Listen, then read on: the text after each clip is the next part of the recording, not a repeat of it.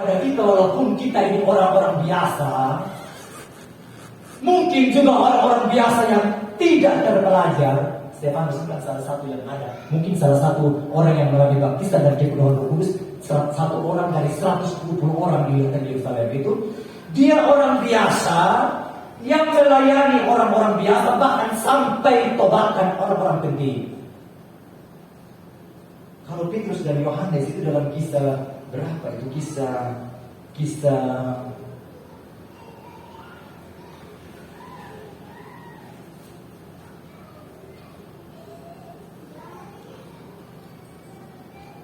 Kisah 4 ayat yang ke-13.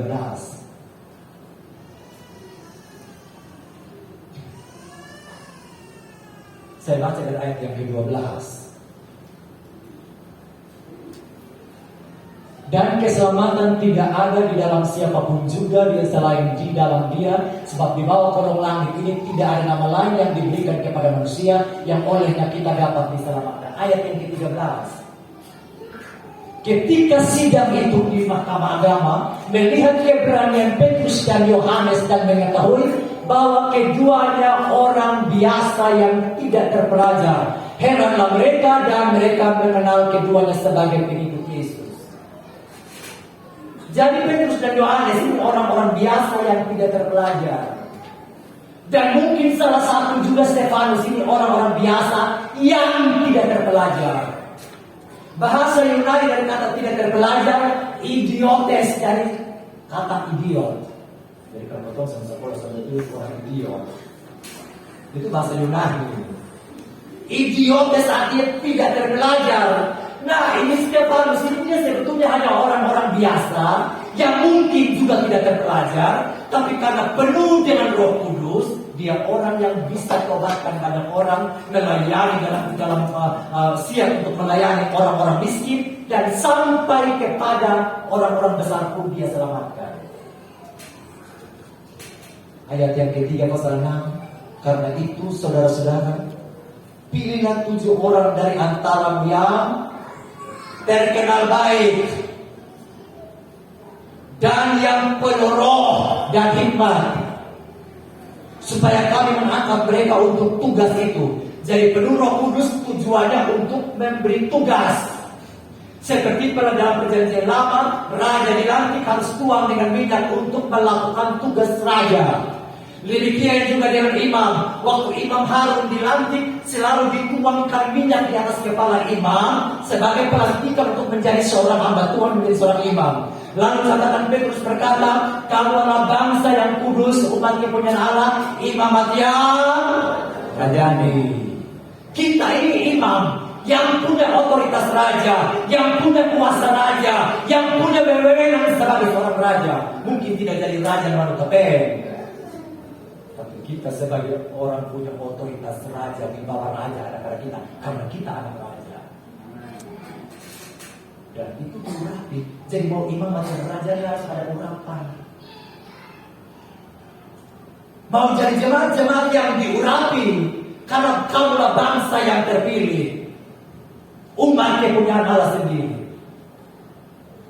Nah, ini ayat bilang begitu, supaya kami mengangkat mereka untuk tugas itu, dan supaya kami sendiri dapat memusatkan pikiran dalam doa dan pelayanan firman. Ayat 5. Usul itu diterima baik oleh seluruh jemaat. Lalu mereka memilih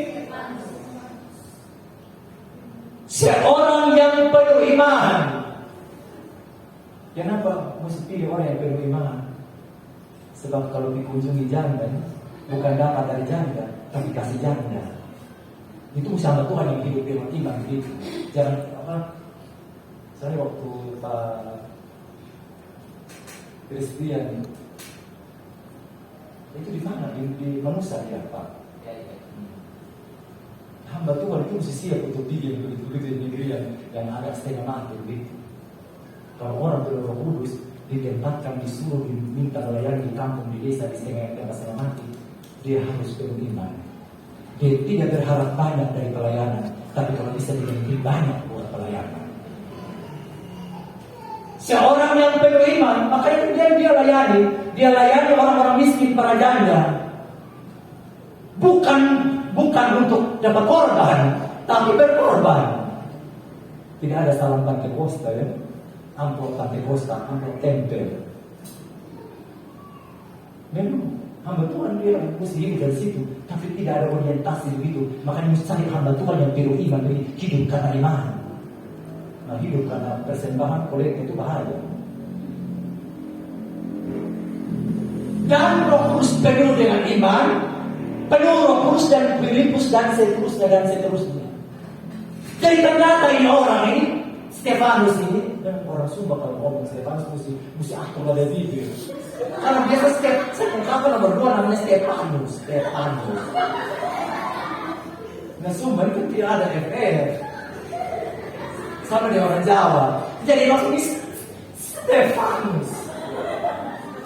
Dia seorang yang penuh iman dan penuh roh. Nah kalau penuh Roh Kudus saudara, mau ditengok orang miskin, yes. Ditengok orang kaya juga, yes. Saudara lihat di bukti hasil pelayanan ayat yang ke-7. Orang yang setia melayani di tempat yang susah, melayani orang-orang miskin, nanti Tuhan angkat dia pada berat. Firman Allah makin tersebar. Jumlah murid di Yerusalem makin bertambah banyak. Dan banyak pendeta yang tidak lahir baru, pendeta yang tidak bertobat, pendeta yang hanya cari uang, pendeta yang hanya cari makan, menyerahkan diri dan percaya. Ada amin? Dia bisa tobatkan imam, dia bisa tobatkan mereka yang ahli di bidang Taurat, yang koma sudah lupa, titik sudah lupa. Tapi kalau penuh Roh Kudus mungkin kita orang biasa-biasa saja. Seperti nyanyian orang dunia. Mungkin biasa-biasa saja. Dan saudara yang sambung sendiri. Tapi kalau kita dalam Tuhan, kelihatan biasa-biasa saja. Tapi kalau roh itu api yang turun, itu minyak yang turun, itu kuasa yang turun, kita akan mengerjakan hal-hal besar di luar kemampuan kita. Sebab ini mungkin seorang sudah cukup. Teologinya mungkin juga tidak terlalu banyak. Karena tidak diajar pneumatologi, tidak diajar eskatologi, tidak diajar hamartologi, tidak diajar angelologi. Di sekolah teologi kan begitu banyak, logi-logi dong. Tapi dia melakukan apa yang harus dia lakukan. Dia kabar Inggris sampai pendeta-pendeta bisa juga bertobat. Saudara lihat, ini orang biasa-biasa. Kalau kita penuh Roh Kudus, lu mau pejabat juga, suruh kita berdoa. Ada amin. Kalau suruh profesor berdoa, nanti dia umahan. Ini kan susah pernah omong di sini, supaya jadi di sini. Ada profesor di UNAN.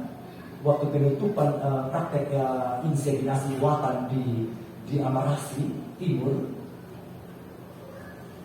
dia disuruh untuk berdoa.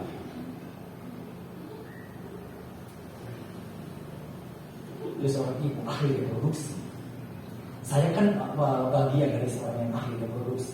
Jadi hadir waktu kita kasih latihan petugas lapangan baru sebagai inseminasi buatan inseminator. Jadi kasih bau. Jadi waktu kita berdua kan tidak ada kesempatan foto, Pak. Jadi kita belaka sudah sambil hoka di situ. Kalau habis berdua dia datang peluk sambil bilang Pak Umum, kita majelis majelis berdua begitu dia sudah bisa. Itu profesor. Dia bukan S1, S2, S1, S2, S3 lalu plus dengan profesor. Ingat, kalau sudah penuh Roh Kudus, Profesor Doktor Karburator Kotor Bocor. Ingat pulang apa ya? Profesor Doktor Karburator Kotor Bocor. Nanti nyonyor. Tapi kalau penuh Roh Kudus, kita tidak akan bocor. Luber dari mulut, dengar dari itu kata-kata doa spontan. Kan orang kalau penuh Kudus lubernya di mulut. Nah kalau sampai penuh Kudus, itu bisa dia bagi Yesus bilang, berdoa itu bisa. Sudah lihat. Jadi di pertemuan pemerintah, saya kan selalu disuruh berdoa. Jadi itu kesempatan karena saya di khotbah, kita mulai seluruh pejabat dari kementerian juga berlatih.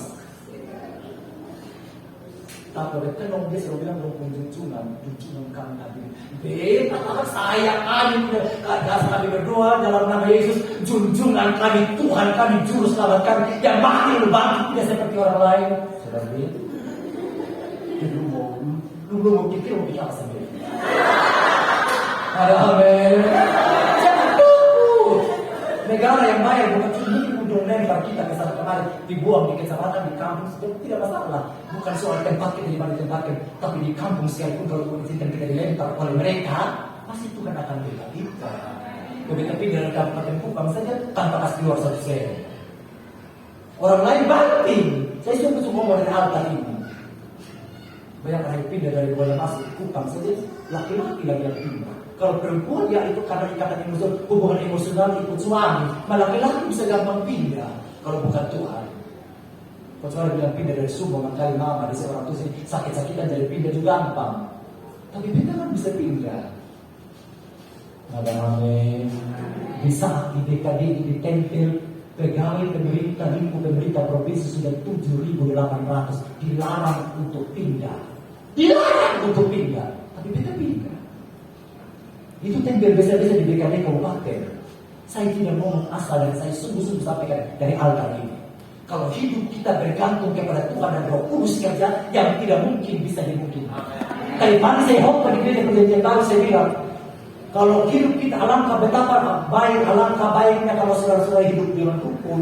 Seperti apa? Seperti minyak yang turun dari kepala Harun sampai ke jenggot lalu ke leher jubahnya. Lalu seperti embun gunung Hermon yang turun ke gunung-gunung Sion, dan saya terangkan tentang gunung Hermon.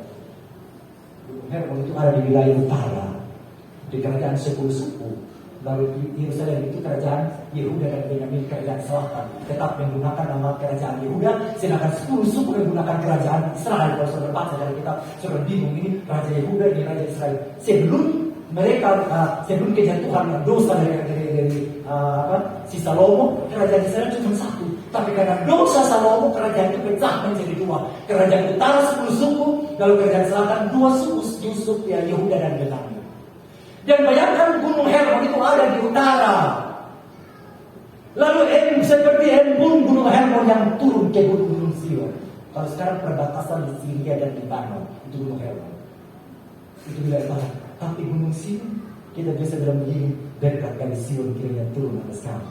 Sion itu tempat di mana, bukit itu tempat di mana kota Yerusalem berdiri. Yerusalem, kota damai. Sion, berkat Sion. Jadi bayangkan itu ada di selatan. Nah bayangkan saudara kerajaan, gunung Hermon ada di utara. Tapi itu embun bisa sampai mengalir ke mana? Ke gunung Sion di Yerusalem di bagian selatan. Saudara kalau bilang air mungkin, tapi kalau embun, kebiasaan gunung Sion itu puncak dari gunung Hermon itu ada embun, ada salju. Jadi itu yang dia ngomong Daud yang tulis. Seperti embun dari gunung Hermon turun ke gunung Sion. Di puncak gunung Hermon ada embun, tapi di bawah itu semua kerontang. Harusnya waktu dia naik itu embun menarik, kalau sampai di bawah kan habis, kena panas menguap. Tapi itu ayat bilang seperti embun dari gunung Hermon turun ke gunung Sion. Betapa jauhnya antara utara dan selatan, tidak bisa sampai ke selatan. Apalagi selatan lebih kerontang. Tapi kalau itu embun mengalir, itu Roh Kudus mengalir yang kerontang. Bahkan ada penghalang bukit-bukit yang lain yang kerontang. Kalau dia turun, kalau dia tercurah, apa yang kering? Dokter yang kering, kesehatan yang kering, beras yang kering, dia bisa berubah menjadi tempat yang hijau karena embun itu ada di situ. Embun turun, tumbuh. Saudara lihat di kapal, saudara pernah dengar di puncak, orang tidak siram hujan, hanya embun saja, semuanya subur. Jadi kalau embun itu turun dari surga, yang tandus, yang kering, yang tidak baik, yang kurang baik, yang tidak produktif, bisa jadi produktif. Makanya butuh Roh Kudus supaya kita jadi orang yang produktif. Waktu kita ngomong Tuhan, orang beda. Waktu kita berdoa, orang dijamah. Waktu kita siring, orang dilawat Tuhan. Itu produktif. Makanya tujuan baptisan Roh Kudus memberdayakan kita, mengaktifkan kita untuk sebuah pelayanan pekerjaan Tuhan. Seperti ibarat yang saya bilang, lantik imam harus dituangkan minyak. Lantik untuk seorang raja, untuk tugas pekerjaan sebagai raja harus dituang minyak. Dan demikian juga dengan kita, mau jadi orang melayani Tuhan harus dituang dengan minyak yang turun dari surga. Bukan minyak dari pohon sait. Minyak sait kan lebih minyak yang terbaik ya. Semua tahu kan? Nanti pulang buka internet ya. Minyak sait itu minyak yang terbaik, non kolesterol, tidak bikin kolesterol. Yang turun dunia saja tidak bikin kolesterol, apalagi minyak yang turun dari surga. Yang setuju bilang amin. Amin. Coba tepuk tangan sih supaya apa? Jadi butuh itu minyak yang seperti itu. Jadi biar kita orang sederhana, mungkin S3 ya. Kalau S3 sekolah sampai. Tapi kalau penuh Roh Kudus, jadi ingat kita S3. Kalau hanya SD, SMP, sekolah sampai. Tapi kalau kita dipenuhi Roh Kudus, saya selamatkan si komando. Itu S3. Mau 5 dan mau 5, sehati sesuara selamatkan seluruh si komando.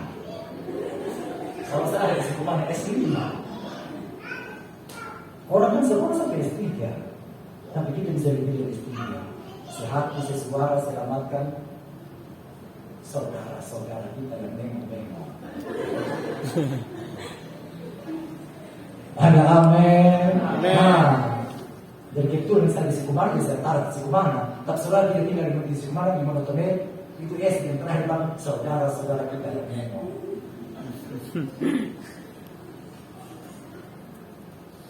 Yang kedua, ini baru 2. Saya ada 6 Pak kembali.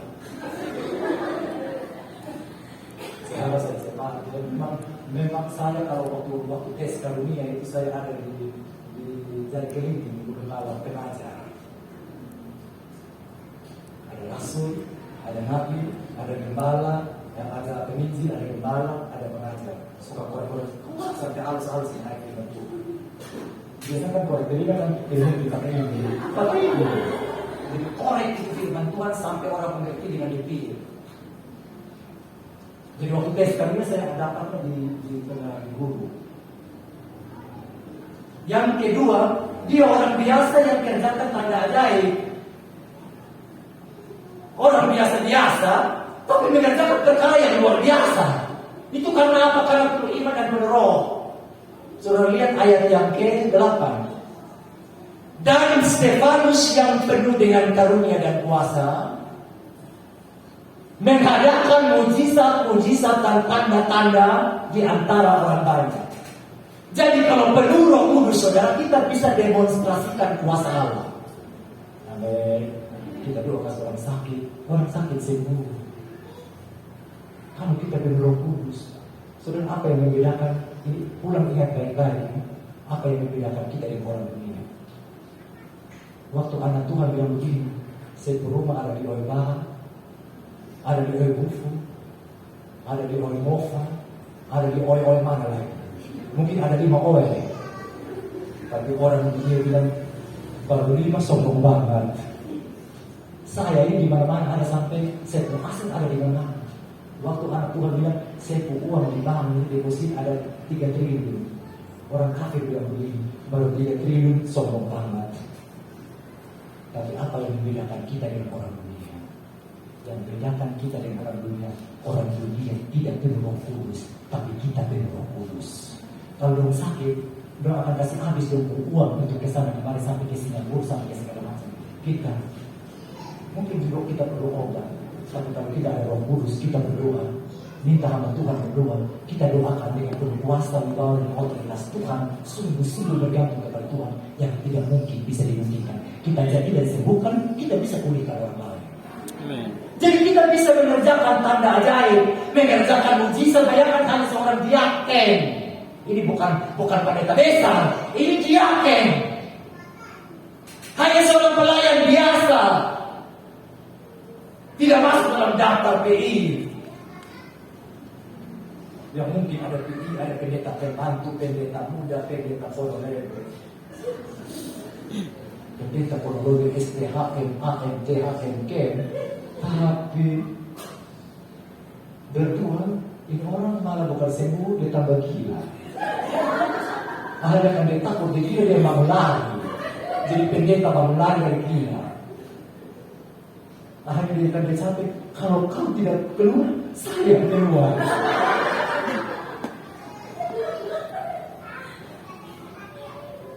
Tapi coba suruh jangan dong berdoa. Suruh ibu-ibu rumah tangga biasa berdoa, nggak suruh berdoa. Dong pun doa dari pinjam. Kalau pendek, dia lagi foto, saudara-saudara yang kasih dia tulis. Saudara-saudaraku yang dia susah diterima, dia lihat saja dicatatkan. Tapi dalam STH, MTH, SAG.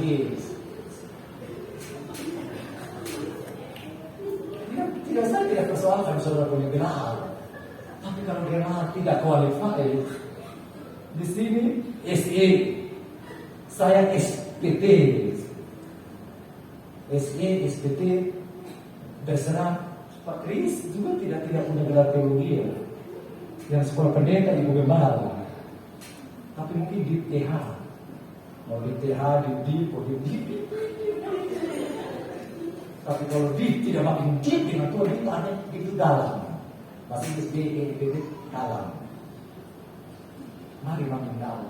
Kita yang tidak punya DIP, tidak punya STH. Mari berserah kepada Tuhan. Dan janganlah saja I surrender, orang nyanyikan I surrender, aku berserah, betul-betul waktu nyanyi betul-betul berserah Tuhan. Beda di sekolah sama cukup. Berdoa juga satu bangun, tapi kalau berserah kepada Tuhan yang tidak mungkin bisa dimungkinkan. Amen. Ini terbukti saudara. Orang biasa mungkin yang tidak terpelajar, tapi selain dia selamatkan para pembesar pendeta-pendeta yang punya jabatan, punya toga. Kalau karena pendeta-pendeta di dalam perjanjian lama itu mereka dulu di tempat yang terdepan, dihormati di pasar-pasar, mereka pakai baju jubah yang panjang, ada apa kali sembahyang, puasanya Selasa dan Kamis, dapat tempat-tempat terhormat. Tapi orang biasa bisa selamatkan orang-orang terhormat itu Buddhisme. Kalau berikut kerjakan tanda ajaib. Jadi kalau Roh Kudus, ya telepon Bapak Kenal juga Bapak Frans, Bapak anak sakit turun. Tapi mulailah dari kita mulai duluan dan kita sendiri. Bapak Gembala ada urus anak yang kedua dan ada rebel, langsung atas sibuk dia lagi, lalu apalagi saudara punya bayi rohani, saudara mau itu harus Gembala sekarang mesti pilihan. Kalau pilihan, kalau ada telepon kayak kurang puas, mesti goyang sedikit. Hancurkan sah. Jadi kita berdoa ini suka kalau tidak disentuh belum apa-apa. Nanti waktu sentuh, sebetulnya tidak ada saat untuk kebatan-kebatan. Karena sentuh, kita bohong yang akhirnya Tuhan yang setan berintervensi saja. Ini kita mungkin bisa begitu. Saya lihat di mana kalau ditangkap dalam altar kulit, kalau belum sentuh, dong sampai goyang. Nah, kalau sentuh, kita goyang. Kalau saya ada diam-diam. Itu kan penyakit yang begitu. Karena kita berpikir yang jawab pendeta, tapi kita tidak berpikir bahwa Tuhan yang akan jawab kita. Dapat sentuhan berpuas. Berakhir kasih dengan barang, tabahan. Saya tidak bilang tabahan itu berdosa. Ada pekerjaan Tuhan, tapi kalau sengaja kasih mas barang karena apa? Kalau sudah berbahang, mereka harus naik. Bertobat seperti siapa? Seperti Paulus. Dia kan rebah di jalan di juga kandang. Dia rebah, buta, lalu bertemu dengan Ananias, Tuhan zaman dia mata menjadi, lalu dia berubah 180 derajat. Betul-betul bertobat. Nah kita ini terbanting sini, membanting di luar.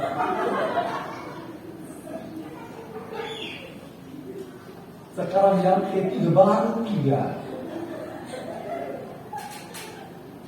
Bisa ya, aku bisa pulang ke malam ya. Saya di jam 40. Pak Kris kan berbahas, dekat.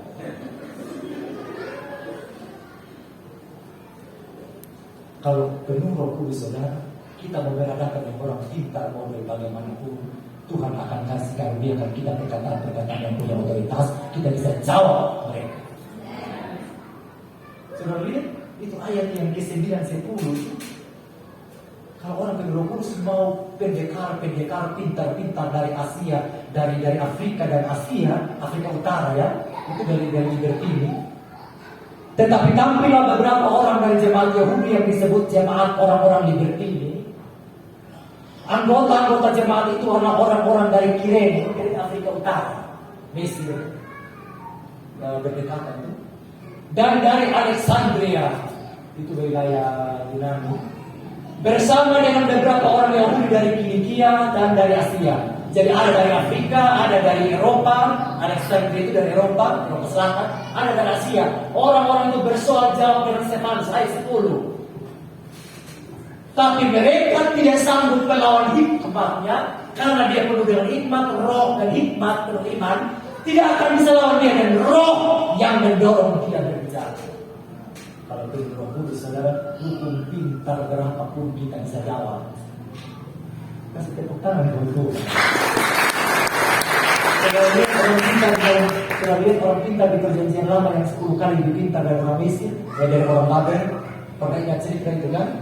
Siapa yang 10 kali lebih pintar? Hananya, Misael, Asaria, dan Daniel. Mereka 10 kali lebih pintar dari para kasdi, dari ahli-ahli pintar di kasdi. Karena apa? Daniel nama ayat yang keempat, tolong dibuka. Daniel nama ayat yang ke-1 sampai 4 saja dimulai. Lalu berkenanlah Darius mengangkat 120 wakil presiden atas kerajaannya. Mereka akan ditempatkan di seluruh kerajaan. Ini negara unik ya. Satu raja, 120 wakil raja. Di antara raja dan 120 wakil raja ada 3 pejabat tinggi. Dan 3 pejabat tinggi salah satunya Daniel. Dan yang menjadi decision maker, pembuat keputusan dari 3 orang itu raja, 3 pejabat, lalu 120 wakil raja, dan Daniel pemberi keputusan. Terus ayat 2, membawahi mereka diangkat, membawahi mereka di atas. Jadi membawahi yang 120 orang di atas, 3 pejabat tinggi, dan Daniel adalah salah satu dari ketiga orang itu. Kepada mereka lah para wakil-wakil raja harus memberi pertanggungjawaban supaya raja jangan dirugikan. Ayat 3, maka Daniel ini melebihi para pejabat tinggi yang 2 orang tadi itu, 3 dari dia, dan wakil raja yang 120 wakil raja. Karena apa? Baca sama-sama, karena apa? Ia mempunyai roh yang luar biasa, dan raja bermaksud untuk menempatkannya atas seluruh kerajaannya. Kalau kita punya roh yang luar biasa, kepintaran kita akan 10 kali lipat. Coba lihat itu Daniel 1 ayat 19. Coba tolong ya, saya tidak tulis di catatan, tapi saya tiba-tiba ingat. Daniel 1 yang bilang 10 kali lebih pintar. Coba dilihat itu. Ayat berapa itu?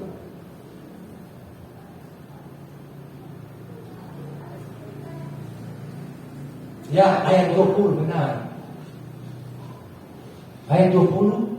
Dalam tiap-tiap hal yang memerlukan kebijaksanaan dan pengertian yang ditanyakan raja kepada mereka, kepada 4 orang ini, Hananya, Misael, Asaria. Kita langkah dengan Sadrak, Mesak, Abednego. Itu nama kafir, bukan nama orang Yahudi. Hananya, Misael, Asaria. Didapatinya bahwa mereka berapa kali cerdas? 10 kali lebih cerdas daripada semua orang berilmu dan semua ahli jampi di seluruh kerajaan. Pintarnya 10 kali lebih pintar dari semua ahli-ahli yang ada di Babel. Kalau penuh Roh Kudus, Tuhan kasih kita kepintaran dan kecerdasan. Amin. Amin. Orang luar mau tahu bahasa Inggris kan kudus bahasa Inggris. Tapi kalau Roh Kudus turun di Gembala, di Kota Yerusalem, sudah tahu bahasa media, bisa berkata-kata, bicara bahasa media, bisa bicara bahasa Arab, bisa bicara bahasa Parsi, bisa bicara bahasa Elam tanpa kursus. Waktu mereka penuh Roh Kudus, semua orang bingung, tercengang. Nah, kenapa bisa ngomong pakai bahasa orang di sana tanpa kursus? Roh Kudus memampukan kita untuk bisa punya kemampuan menjawab setiap persoalan yang ingin memunculkan kita dan menghancurkan kita. Orang biasa yang bisa debat dengan penuh wibawa dengan orang cendekiawan. anak Tuhan yang dipenuhi Roh Kudus harus pintar, harus cerdas. Jangan orang tanya, kenapa lu baptis ulang? Tak tahu kan berkembang gereja di sini. Jadi bilang kan dulu sudah baptis dulu. Kan dong bilang mesti baptis ulang, jadi dia baptis ulang. Sudah lihat orang bodoh kan bilang waktu orang bilang baptis ulang, dia juga bilang baptis ulang. Yang baptis ulang itu kalau tenggelam 2 kali. Kalau dulu itu kita persip, bukan kita baptis. Yang baptis itu yang tenggelam. Setuju? Jadi kita bukan baptis ulang, sekarang baru kita baptis.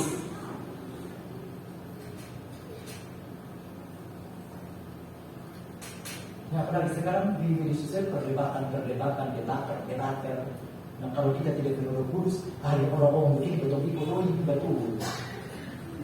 Yang berikut ini yang sangat sedikit lagi. Orang biasa yang penuh dengan kemuliaan, walaupun ada di tengah-tengah penderitaan. Jadi fungsi baptisan Roh Kudus itu memampukan kita untuk bertahan di tengah penderitaan. Sebenarnya ketika mereka mengalami baptisan Roh Kudus di Loteng Yerusalem pada tahun 33 Masehi, mereka mulai mengalami yang namanya penganiayaan. Lalu mereka berdiaspora ke berbagai belahan dunia sampai ke Roma. Mereka ditekan, disiksa, dengan berdiaspora. Dan mereka sampai bisa bertahan seperti Petrus yang tadi penakut sekarang berani. Sampai dia kemana-mana. Lalu waktu dia betul-betul dijamah Tuhan, dia sudah tidak ada ketakutan lagi. Sampai dia menyerahkan nyawa sekalipun dia tidak takut. Karena apa? Itu karena Roh Kudus. Kalau bukan Roh Kudus, mana bisa dia bertahan dalam penderitaan. Sampai dia kalau kita mati. Saya pemburu waktu disalib kepala di atas, kaki di bawah. Dia tidak layak seperti dulu. Saya pun kepala di bawah, kaki di atas. Dan sejarah suci bilang begitu. Dia dibaptis, disalibkan, mati dengan kepala di bawah, kaki di atas. Murid-murid yang lain sudah lihat. Thomas mati di India, ditikam sementara dia berdua ditikam perutnya, lalu dibelah perutnya. Itu nanti dibuka di internet, dong cara-cara mati para rasul. Itu sampai dong bertahan oleh begitu. Itu karena apa? Roh Kudus selalu memampukan kita bertahan di tengah penderitaan. Dan saudara lihat kisah Stefanus di sini. Ayat yang ke-11 sampai ke-15 dari pasal 6. Lalu mereka menghasut beberapa orang untuk mengatakan, kami telah mendengar dia mengucapkan kata-kata hujat terhadap Musa dan Allah. Saudara lihat, mengajukan saksi-saksi palsu. Dengan jalan demikian mereka mengadakan suatu gerakan. Di antara orang banyak serta tua-tua dan ahli Taurat, mereka menyergap Stefanus. Menyeret seret dia, lalu membawanya ke hadapan mahkamah agama. Lanjut ayat 13. Lalu mereka mengajukan saksi-saksi palsu yang berkata, orang ini terus-menerus mengucapkan perkataan yang menghina tempat kudus ini dan hukum Taurat. Lanjut. Sebab kami telah mendengar dia mengatakan bahwa Yesus orang Nazaret itu akan merubuhkan tempat ini dan mengubah adat istiadat yang diwariskan oleh Musa kepada kita. Lanjut ayat 15. Semua orang yang dulu dalam sidang mahkamah agama itu menatap Stefanus, lalu mereka melihat muka Stefanus sama seperti muka seorang malaikat. Pasal 7 ayat 54 sampai 58. Ketika anggota-anggota mahkamah agama itu mendengar semua itu, sangat tertusuk hati mereka waktu dia khotbah.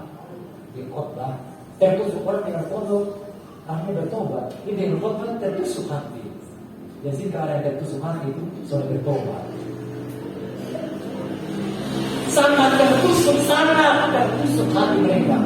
Maka mereka menyambutnya dengan puji gigi, maka hati. Dan nanti itu ada kalimat berkat gigi itu ada di Mazmur 37 ayat 12. Tolong sampai Mazmur 37 Mazmur 37 ayat yang ke-12.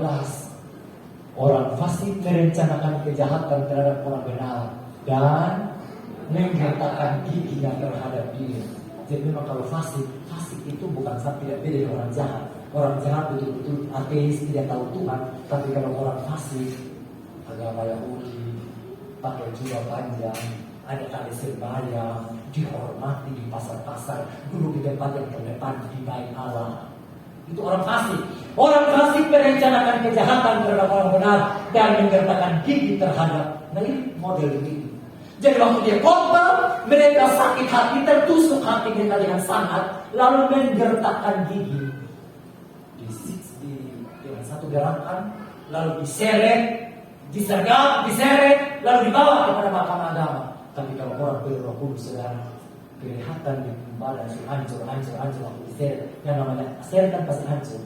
Tapi kalau orang berroh kudus, justru bukan orang lihat yang terluka, tapi apa yang orang lihat hanya bahasa yang berkata di muka seperti bukan seperti pendeta Jumat, bukan seperti pendeta Gilbert Luimondo, apalagi Yunatan lumayan dong. Pendeta Gilbert Luimondo, kalau pendeta Nathan Umbu lumayan dong. Apalagi yang lumayan, ini mukanya seperti muka surga. Jadi kalau penuh Roh Kudus, beras tidak ada, muka harus muka surga dan muka setan. Saya bikin diri sama kayak, aduh Tuhan, kita susah banget.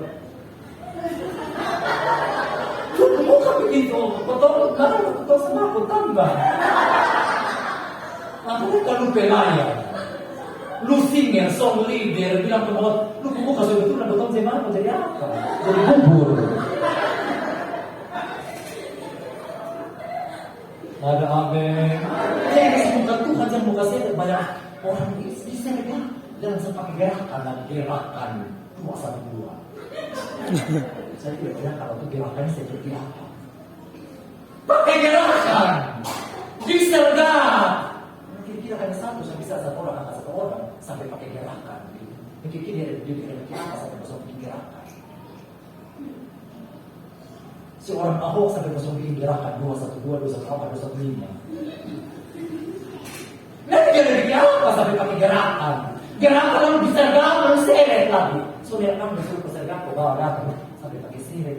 Bisa coba kasih lumut sama saudara, diseret. Tapi diseret pun kelihatannya bukan terluka yang orang lihat, tapi justru dia seperti buka seorang malaikat. Jadi kalau penuh Roh Kudus, kita penderitaan yang belum penderitaan apa yang dialami oleh Stefanus. Nah kalau kita kurang beras sedikit, harusnya muka seperti, tolong dijawab. Halo, kalau disiksa model begini sudah muka seperti malaikat. Nah kalau kurang Pak harus muka seperti. Dan sebelum bilang amin. Apa yang kuat dan utama? Saya bawa sama pengertian. Sengsara model begini saya suka malaikat. Nah kita kan tidak sampai disiksa begitu. Artinya muka seperti muka Tuhan. Ini bukan muka Tuhan, tapi muka setan. Itu yang saya bingung. Nah disiksa begini saya muka seperti seorang malaikat. Apalagi kalau malaikat berdosa kan langsung dibuang. Tapi kalau kita ini milik Tuhan, berdosa diampuni, masuk surga. Nah ini dalam muka yang penuh kemuliaan. Jadi kalau di tengah penderitaan, kita harus muka yang penuh kemuliaan. Muka seperti seorang malaikat. Kita yang catat, bukan saya yang bilang. Jadi kalau kurang sedikit, jangan muka seperti malaikat, harus muka seperti muka Tuhan. Yang kelima, sedikit lagi. Kalau orang biasa yang penuh Roh Kudus, kalau dia ngomong firman Tuhan, saya pakai hermeneutika, Pak. Tidak pakai homiletika. Homiletika itu ilmu yang mempelajari tentang cara atau struktur bagaimana khotbah yang baik. Kalau hermeneutika, cara menafsirkan firman Tuhan dengan baik. Makanya dilarang kalau berkhotbah itu memberi penafsiran sembarangan. Gunung itu bicara tentang tantangan. Tapi ada juga gunung kemuliaan. Jadi pikir-pikir dulu sesuai konteksnya. Ada yang bilang begini, ular itu lambang setan. Nah bisa melihat waktu Israel lihat itu ular kembali di atas yang dinaikkan di atas tiang. Waktu orang lihat ular kembali, orang sembunyi. Jadi jangan cepat-cepat memberikan pengertian yang sembarang-sembarang. Nah itu belajarnya hermeneutika. Stefanus ini saya pakai hermeneutika, saya pakai hermeneutika. Tapi orang dilawan oleh Tuhan. Ada amin. Itu yang penting. Jadi kita ngomong baca dengan kawan, cuma latar-latar tentang baca-baca, coba kita masuk sedikit tentang Tuhan. Jangan ngomong lebih banyak tentang dunia, betul sih. Makin kurang, makin berkata, makin tambah lagi. Dia kurang atau tambah. Iya, lu jangan cerita ya. Ini jadi cerita. Kalau tadi udah jangan cerita. Tapi kalau orang itu cerita itu sama dengan kota ya. Jadi waktu kita berbicara cerita itu satu sama dengan kita mentransferkan, menyampaikan pesan kepada orang lain. Itu kita berkhotbah. Jadi bukan di podium seperti ini saja. Waktu guru dengan teman di sekolah, pergilah jadikanlah semua bangsa muridku. Kamu akan jadi saksi di Yerusalem, di seluruh Yudea, Samaria sampai ke ujung bumi atau ujung dunia. Saya kan kerjanya di peternakan, dunia peternakan. Iya kan? Ada di dunia motor-motor, Suzuki, Yamaha, Honda, dunia kesehatan. Ada yang jadi perawat, jadi bidan, jadi dokter, jadi orang yang kerja di rumah sakit. Ada yang dunia perikanan di OMA, dunia laut. Itu kita bisa jadi dunia kan makin dipersempit. Jadi jangan terlalu pikir tentang dunia mana. Dunia pendidikan, dunia peternakan, dunia perikanan, dunia kesehatan, dunia ibu dapur, dunia pelayanan. Goreng-goreng itu juga itu dunia. Goreng-goreng apa? Tumis-tumis kangkung, itu dunia ibu rumah tangga. Jadi waktu tamu datang, ibu rumah tangga, dunia ibu rumah tangga ada, bisa saling mengembali mereka satu dengan lain. Kita punya ibu muda di gereja perjanjian baru pakai nama Second Moms. Jadi semua itu ibu rumah tangga yang ibu rumah tangga semua yang Second Moms. Jadi produksi untuk ada waktu untuk berdoa, bersama-sama syafaat, bersama berbagi, saling berdoa. Itu komunikasi kita, itu dunia kita. Yang terakhir ini sudah terakhir ya.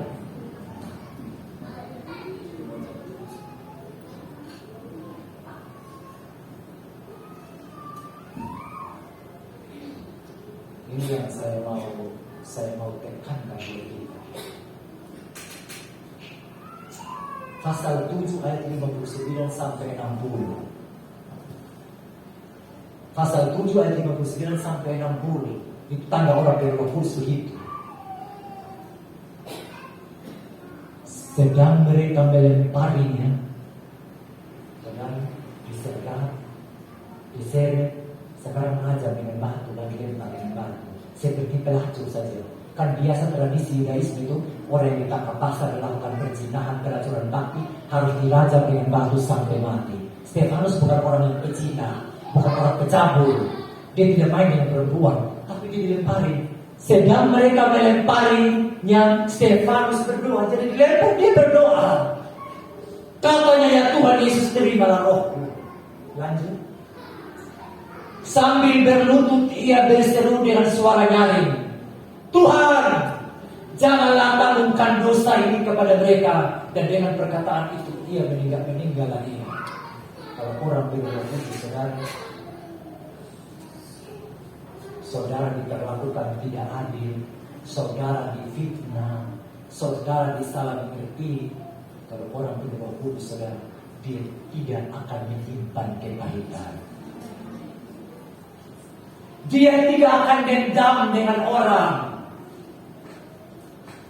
Itu ayat 59 bilang apa tadi? Ayat 59. Justru dia berdoa buat mereka yang menganiaya. Lalu ucapannya dalam ayat yang ke-60 dia bilang, Tuhan jangan tanggungkan dosa ini kepada mereka. Dia tiru perkataan Tuhan di atas kayu salib. Waktu dia disalib, ditikam, ditombak. Sebelum dia mati dengan Bapa, ampunilah mereka karena mereka tidak tahu apa yang mereka perbuat.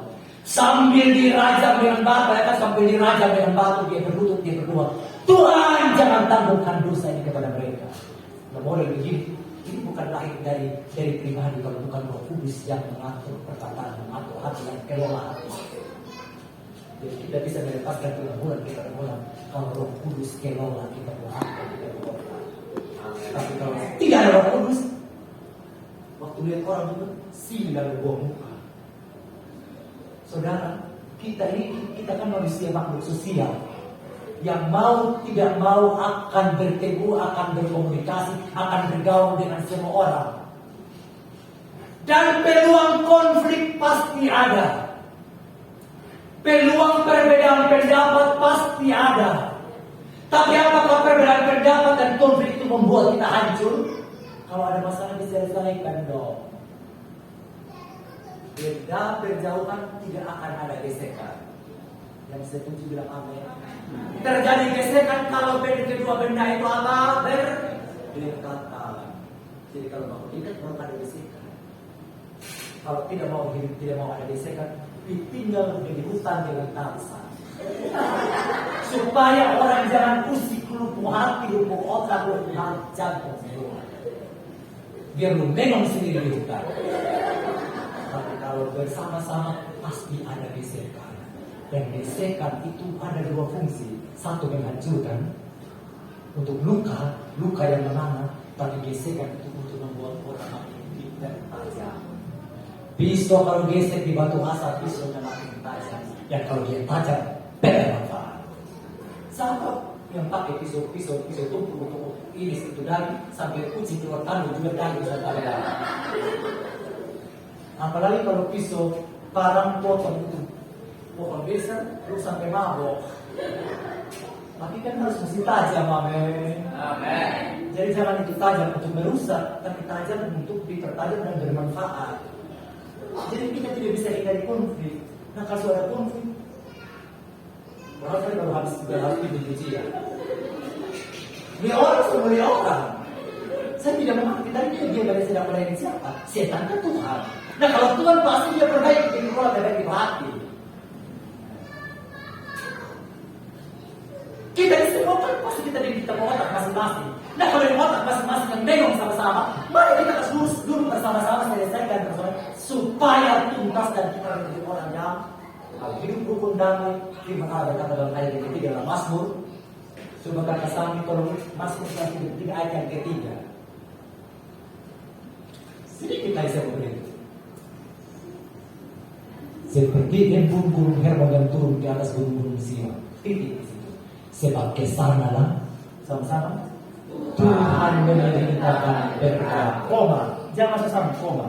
Tuhan memerintahkan berkat akan diperintahkan buat mereka yang hidup damai, hidup rukun. Kata kalau Kudus turun, hidup damai, hidup rukun. Hidup damai, hidup rukun berarti sebelumnya kan masih tidak rukun. Nah kalau Kudus turun, yang hidup rukun jadi rukun kembali. Lalu itu ada kata koma, memerintahkan berkat diperintahkan, bukan kita yang kejar berkat, tapi berkat Tuhan perintahkan. Sama mereka yang hidup seperti rukun damai itu, kalau ada koma, kehidupan untuk selama-lamanya. Jadi berkat diberkati mulai dari planet ini terus sampai ke surga yang bakal kehidupan untuk selama-lamanya. Diberkati di bumi, diberkati sampai surga. Jadi kalau ada persoalan, ada masalah, coba diselesaikan. Jangan menghindar dan lari dari persoalan. Lalu kita kelola, pakai kita kotak sendiri, lalu curhat sembarang, lalu yang tempat curhat itu baik dan kita sekalian keluar. Lalu dia tidak dapat curhat, dia tahu itu, dia makin kasih panas, dia makin terlukai orang. Jadi luka tambah kasih luka, maka memang antibiotik, ampicillin, amoxicillin datang dulu sampai mempan, coba dengan cefalroxil itu tidak mempan.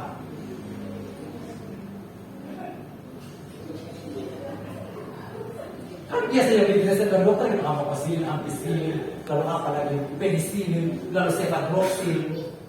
Nah sampai mempan apa mati sudah.